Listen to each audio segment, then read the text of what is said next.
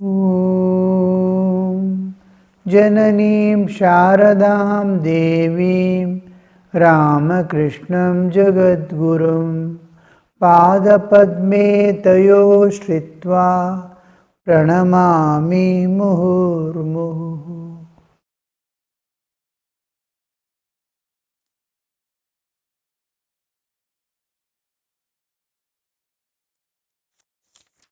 Master is in Kedar's house, others house, is talking to the devotees. The liberation and worldliness depend upon God's will. When people come for initiation, we clearly see the time for liberation has come. Maybe the seed is just falling into the soil and being watered. Nothing is seen, not even a germinated thing. Just it has fallen into the water as if it has fallen into the soil. Water has touched it. But we can clearly see the change of direction in the soul, which wants to evolve. And something doesn't know why, doesn't know what. What is God doesn't know. What is realization he doesn't know.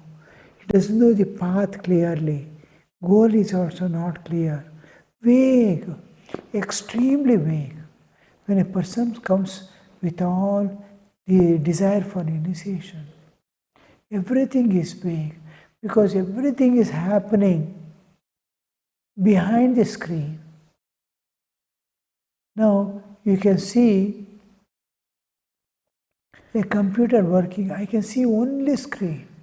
What is happening behind is entirely governed by another system which is unknown to the hardware. There is software behind. There is a system which is working behind. Like that, behind every soul, behind this universe, behind every incident that is happening, there is a system functioning, working, that we are unable to penetrate into and know. What is going to happen tomorrow is unknown because we are not able to understand the beyond. But the soul is not able to understand why it is aspiring for God. Why did it run after the world all these lives? It doesn't know. But something is. Here we can see clearly the change that is taking place. And some power unknown is working, turning him and driving towards the divine. This we call divine will. Oh, divine will is functioning. We can see everything, everywhere it is divine will.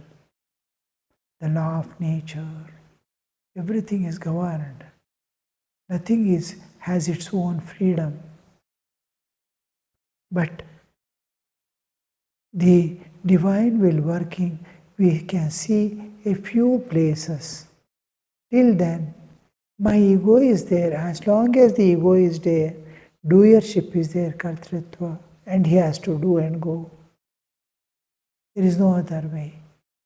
The kartritva, bhoktritva and jnatritva, all jivas constantly are seeking, whether it is an ant or devata, constantly seeking. I want freedom. I want peace. I want happiness. These three are the seekings of every soul. I want happiness. I want peace. I want freedom. So this is driving force which is keeping him alive and making the movement possible. So this basic drive of the jiva to go back to the source is instilled by but other forces of interaction on the path. Its diversion of the attentions. It experiences. So many experiences make it develop a particular trend in it, independent of nature. This is where the ego is making it move, because ego has experiences with it. Memory is there, experience is there. If I touch that, it will give pain. If I touch this, it will give joy. That experience. It is not able to come out from that understanding. It wants happiness and doesn't want any suffering. It tries to search within the limited knowledge of the world. But it is objective which is perishable and constantly changing. Every moment it is changing, objective world. Subjective ultimate is the Atman, which is unchanging, which is ocean of bliss, but its whole thing is turned towards the world. It cannot find. So the conflict comes. And because ego is there, he has to work out. If ego is not there, nature and God will take him further. Because ego is there, should we not work? Should we not? It is God's will. What is our part? Your part is there because ego is there. That ego is there, it will not allow the God to take care or enter into nature also, because he is there. Oh, you are there, take care of yourself. So nature and cannot and should not and will not enter, move anything, because I am there. I don't allow anybody else. The I doesn't allow. It resists God. Now, God to take act, the ego has to come down. The experiences make, I tried everything, I could not get. It looks I have got. It is enticing, I run. And looks I am enjoying. But I am suffering. I do not even know I am entering into. It is just like bait for fishes and animals to be trapped. They cannot come out anymore. So these experiences, counter experiences that they get, will be the source of their evolution to, in every pain, a soul experiences. Everywhere the defeat he experiences is hidden the divine grace. Divine grace is functioning there to take that jiva back to source. In pain, there is God's grace. God's grace is appearing to him. If you find out, if you open it and see the pain, you will see it is God's grace that has given the pain to turn him towards the divine. So here we must utilize our own way. How can we convert adversity into an opportunity? We can convert every adversity into opportunity if you know the skill, if you know the reality, if you know the path. Who am I? Where am I? Where am I to go? Why did I come here into this world? Where am I to go? Who brought me here? All these questions, asking oneself, will make solve the problem by itself. So he calls by his own sweet will, calls to himself. This call has come, call has come. When somebody comes for initiation, oh, the call has come.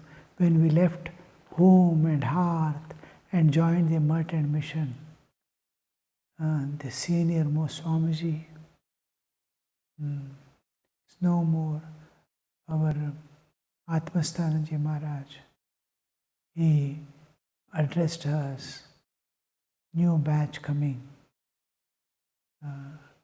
The Ramakrishna used to climb on the kuti, the place in Dakshineshwar, a building in Dakshineshwar, in the evening. Formerly used to, oh mother, one more day has gone. Where are you? You have not revealed yourself to me. He used to weep and shout. After attainments, he used to stand on the, where are you, my children? My ears have become deaf, hearing the people talking about the world and world and world.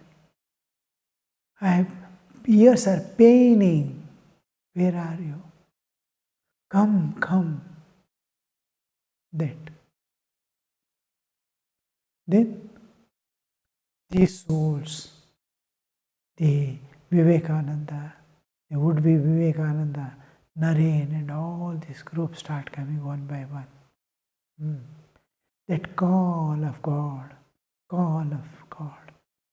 that Atmasthananji was telling us, oh, the call of God has reached your heart. So did you renounce. So the call alone can, the divine grace, divine will alone can turn us to the divine. Those who are just hearing, to hear the name of God, to accept there is a thing called God. A lot of experience in the world, the soul has to go.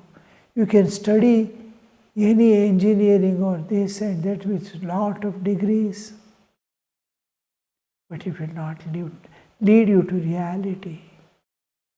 It will make you, each achievement in the world, each degree you have acquired, each time that you have spent in the worldly objectives is only making you sink into the world.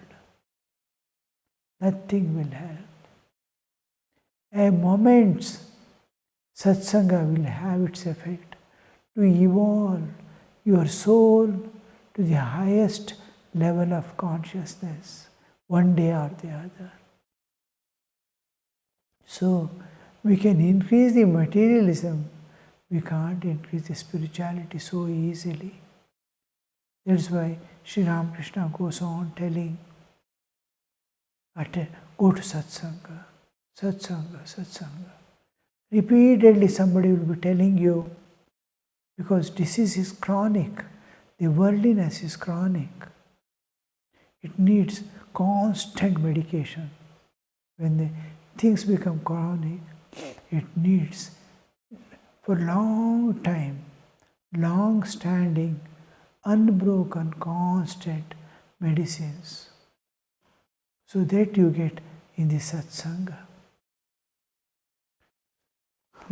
So here we see the call has come. By his sweet will, he calls him to himself, the jiva to himself. It is like mother calling the child at mealtime when he is out playing. The child has gone for playing out. It is immersed in play. It has forgotten that it has to take food. But mother doesn't leave. Mother calls him, see, it is food time, come, come, come. If he doesn't go, then mother herself will come, hold the hand and drag him and feed him. So it is like mother calling. When the time comes for setting a man free, God makes him seek holy company. The seeking of holy company is a sign that God's grace has come to free him, free the soul. Further, it is God who makes him restless for spiritual life. It doesn't end with just moving towards holy company. Whatever he gets from the holy company, has to immediately imbibe, make it his own, make it circulate in and through the entire system of his existence. Body must receive its impact. Mind, senses, heart, all things must receive the impact of the holy man's saying, to understand what is the written secret, and then slowly manifest it through, start acting. And when it starts acting, it longs for God. It longs for spirituality. It longs for eternal freedom from all this.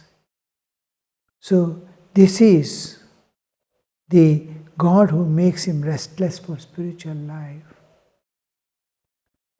Enabler. What kind of restlessness, sir? Vyakulata. What kind of vyakulata? Because a man is thirsty, he wants water. Man is restless, he wants little sleep. He is restless for that. All worldly and all our worldly enjoyments. He is restless for things of the world.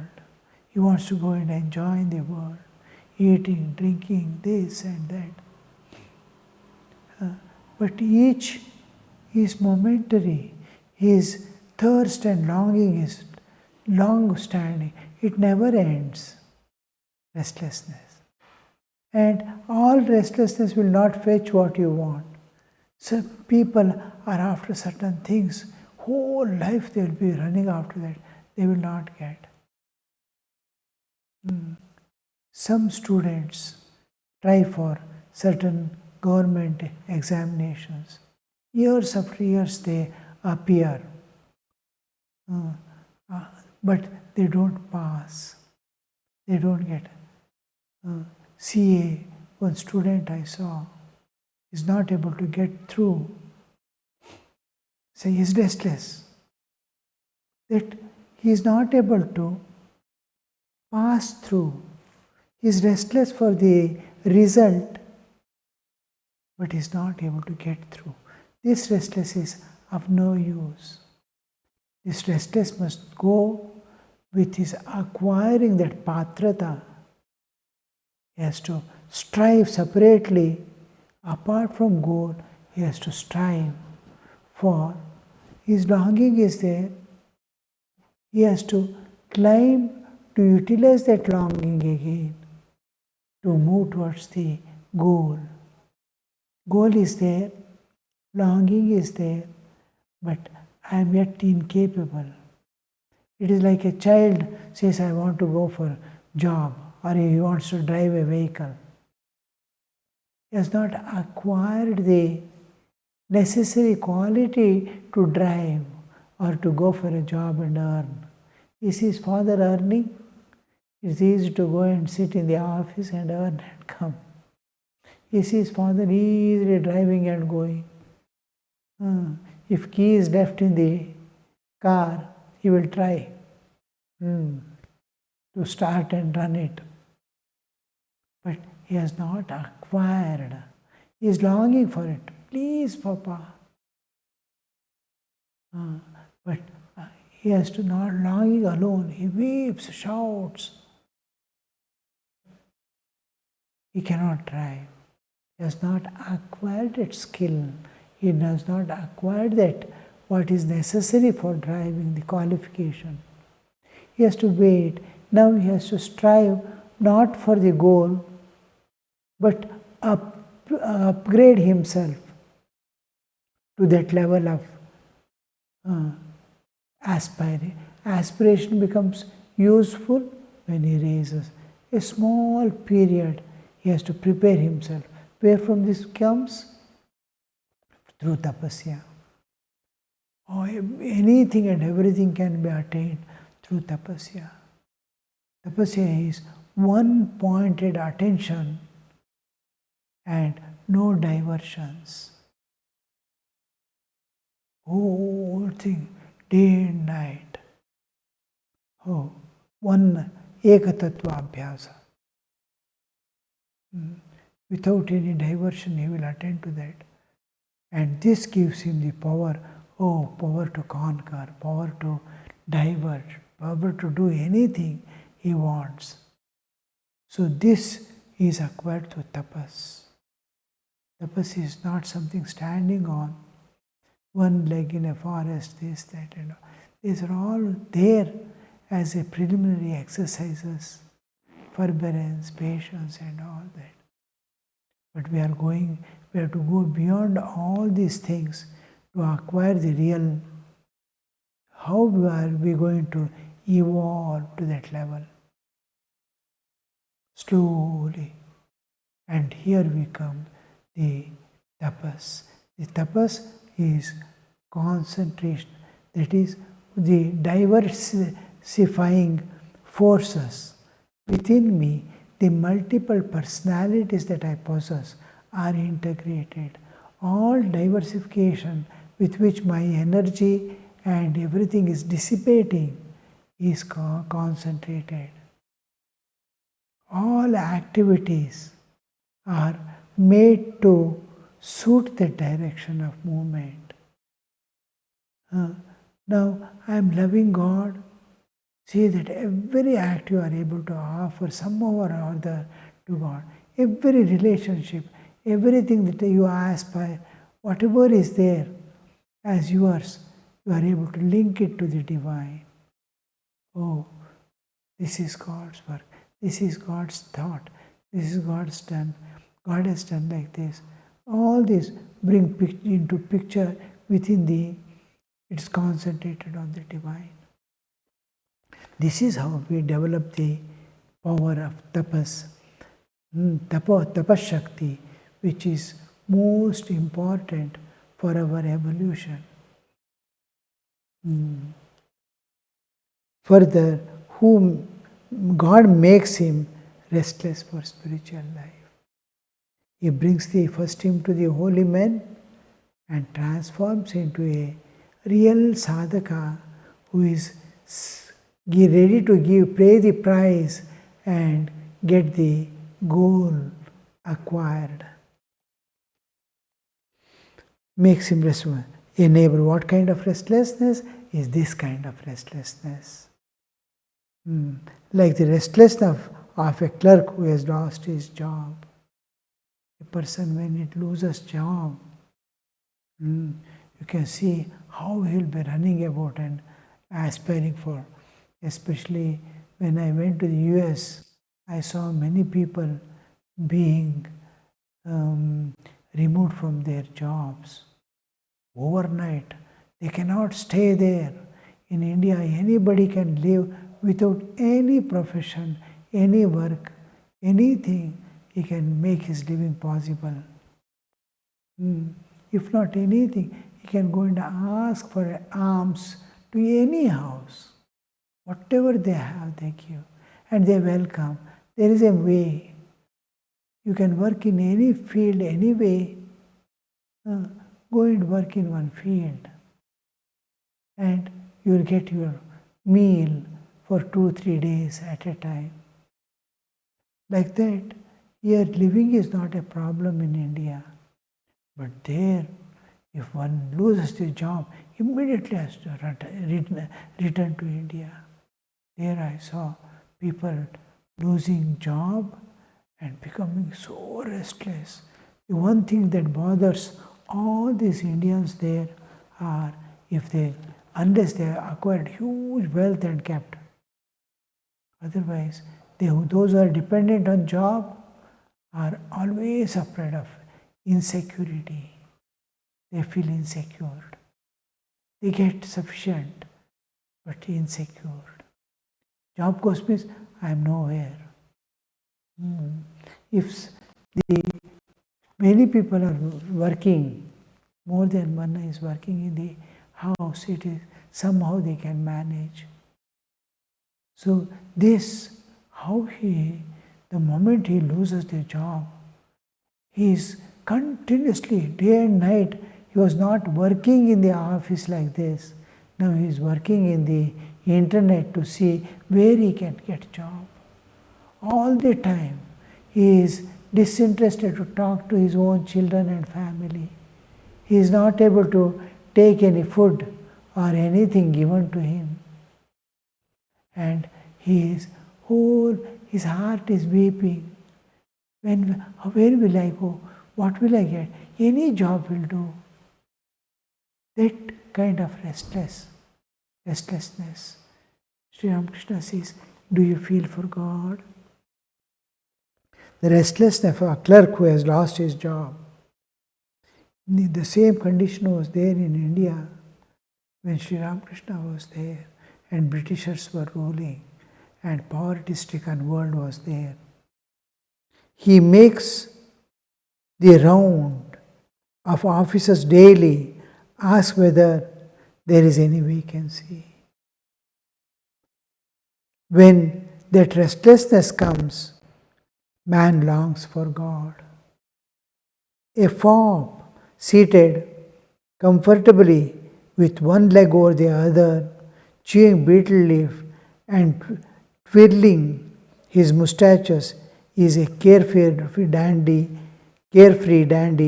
cannot attain God. He is a free life. What we sometimes we see them and say, what we say is Sukhi Jivi, leisurely sitting, no thought of the divine, no thought of God, no thought of the. He is worried about the people suffering in the world. He has got some little what is necessary for him. He has acquired. His past karmas or something is fetching him, and he is happy with what is full of contentment. He doesn't want anything. He feels himself, everything is all right. He cannot attain God. The time has not come. Call has not come. He has to pass through certain experiences that soul has to pass through before it can aspire for God. And what is that? That's the call of the heart, call of God, the God calling.